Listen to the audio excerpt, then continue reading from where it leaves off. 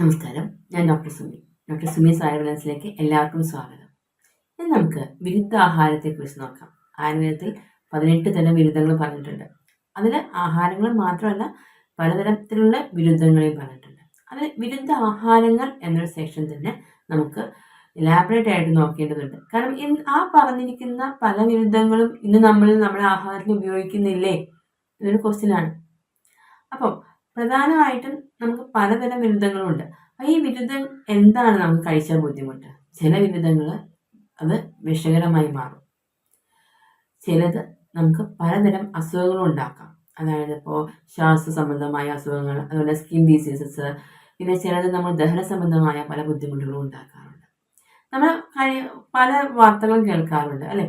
ചിലത് കഴിക്കുമ്പം ചിലത് കഴിച്ച് മരിച്ചു, ചില ആഹാരം കഴിച്ചിട്ട് ഇത്ര സമയത്തുള്ളിൽ മരിച്ചു എന്നൊക്കെ കേൾക്കാറുണ്ട്. പക്ഷെ അതിലൊക്കെ ഒരു വിരുദ്ധത, ആ കോമ്പിനേഷനിലെ ഒരു വിരുദ്ധത നമുക്ക് ഫീൽ ചെയ്യാറുണ്ട്. കാരണം എന്ന് വെച്ചാൽ നമ്മൾ ഓൾറെഡി നമ്മുടെ ശാസ്ത്രത്തിൽ പറഞ്ഞ പല വിരുദ്ധ ആഹാരങ്ങളുമല്ലേ അതെന്ന് നമുക്ക് തോന്നിപ്പോവാറുണ്ട്. അതിൽ പ്രധാനമായിട്ട് നമ്മൾ പറയുകയാണെങ്കിൽ പാല്, നമ്മൾ പല ഷേക്കുകൾ കഴിക്കാറുണ്ട് അല്ലെ? പാല് പഴങ്ങളോട് ചേർത്ത് കഴിക്കാറുണ്ട്. ശരിക്കും വളരെ പുളിയുള്ള പഴങ്ങൾ ഒരിക്കലും പാലിനോട് ചേർത്ത് കഴിക്കരുത്. അത് ഒരു വിരുദ്ധ ആഹാരത്തിന് എക്സാമ്പിളാണ്. പിന്നെ നമുക്ക് പാലിൻ്റെ പലതരം ഉൽപ്പന്നങ്ങളുണ്ട്. പാല്, ചീസ്, പനീർ, അങ്ങനെ തൈര്, മോര് ഒക്കെ ഉണ്ട് അല്ലേ? എന്നാൽ ഇതിൻ്റെയൊക്കെ കോമ്പിനേഷൻസ് അത് നമ്മൾ പ്രത്യേകമായിട്ട് തന്നെ ശ്രദ്ധിക്കണം. പാലും പാലുൽപ്പന്നങ്ങളും മാംസാഹാരങ്ങളുമായിട്ട് കൂടിച്ചേർക്കാൻ പാടില്ല. പക്ഷെ നമ്മൾ കാണുന്നില്ലേ, ഇന്ന് ബിരിയാണി പോലുള്ള ആഹാരങ്ങൾ, അതല്ല എന്തിന് ചിക്കൻ മാരിനേറ്റ് ചെയ്യണമെങ്കിൽ എന്ത് ചേർക്കും? അതിൽ തൈര് ചേർക്കാറുണ്ട് അല്ലേ? അതൊക്കെ ഒരു നമുക്ക് ആ ഒരു കോമ്പിനേഷൻ ഒരു വിരുദ്ധത ഉണ്ട്. അതൊന്നും പ്രധാനമായിട്ടും കൂട്ടി ചേർക്കരുത്. പിന്നെ മീനും മോരും കൂടി ചേർത്ത് കഴിക്കാൻ പാടില്ല. ഇപ്പം നമ്മൾ എന്തെങ്കിലും മീൻ കറി ഉണ്ടെങ്കിൽ അതോടുകൂടി തൈരോ മോരോ ചേർത്ത് കഴിക്കുന്നുണ്ട്. പാലും ഇലക്കറികളും അതും കൂടെ ചേർത്ത് കഴിക്കാൻ പാടില്ലാത്തതാണ്. പിന്നെ നമ്മൾ നല്ലപോലെ അന്തരീക്ഷം ഭയങ്കര ചൂടിരിക്കുന്ന സമയത്ത് നമ്മൾ പെട്ടെന്ന് ഒന്ന് എന്ത് ചെയ്യും? തണുത്ത വെള്ളം എടുത്ത് കുടിക്കും. പെട്ടെന്ന് ചൂടിൽ നിന്ന് പോയി തണുത്ത വെള്ളം എടുത്ത് കുടിക്കരുത്. തണുത്ത വെള്ളവും ചൂടുവെള്ളവും കൂടി ചേർത്ത് നമ്മൾ കഴിക്കാൻ പാടുള്ളതല്ല.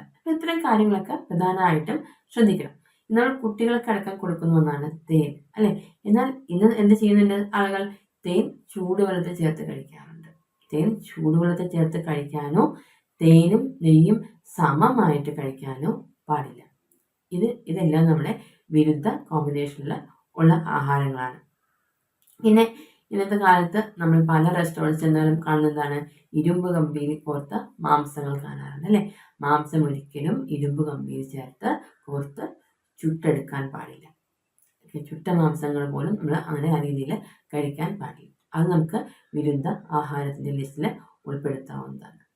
അപ്പം ഈ രീതിയിൽ നമുക്ക് ഒരു വാർത്ത കേൾക്കുമ്പോൾ ആ വാർത്തയുടെ പിന്നിലേക്ക് നോക്കുമ്പോൾ ഭക്ഷ്യ വിഷബാധ, അതല്ലെങ്കിൽ ചില ഭക്ഷണങ്ങൾ കഴിക്കുമ്പോൾ ചിലർക്ക് മാത്രമാണ് ബുദ്ധിമുട്ടുണ്ടാകുന്നത് അല്ലേ? അതെല്ലാം ഈ വിരുദ്ധ ആഹാരങ്ങൾ കാരണമാണ് ഒരു വിധം. അതായത് അതിന് പകുതി നമ്മൾ പെർസെൻറ്റേജ് നോക്കുകയാണെങ്കിൽ അതിൽ ഒരു വിരുദ്ധത നമുക്ക് കാണാൻ കഴിയും. പ്രകാരം ഉള്ള വിരുദ്ധാഹാരങ്ങൾ നമ്മൾ പരമാവധി ഒഴിവാക്കുക തന്നെ വേണം. കാരണം എന്താണെന്ന് വെച്ചാൽ ഇത് ചിലപ്പം ഇപ്പം നമുക്ക് കഴിച്ച പ്രശ്നങ്ങളൊന്നും കണ്ടൊന്നും വരത്തില്ല. പക്ഷെ അത് സ്ഥിരമായിട്ട് കഴിക്കുക ഈ കോമ്പിനേഷൻ.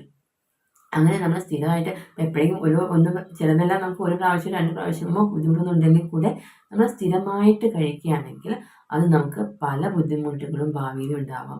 ഇപ്രകാരം സ്കിൻ ഡിസീസസോ അല്ലെങ്കിൽ ശ്വാസപരമായ ബുദ്ധിമുട്ടോ ഒക്കെ നമുക്ക് കാണാറുണ്ട്. പ്രത്യേകിച്ച് കുട്ടികളിലാണ് കൂടുതലായിട്ട് നമ്മൾ കാണാറുണ്ട്. അപ്പം പ്രത്യേകിച്ചും ഇത്തരം വായുള്ള വിരുദ്ധാഹാരങ്ങൾ നമ്മുടെ ആഹാരത്തിൽ ഉൾപ്പെടുത്താതിരിക്കാൻ എല്ലാവരും ശ്രദ്ധിക്കണം.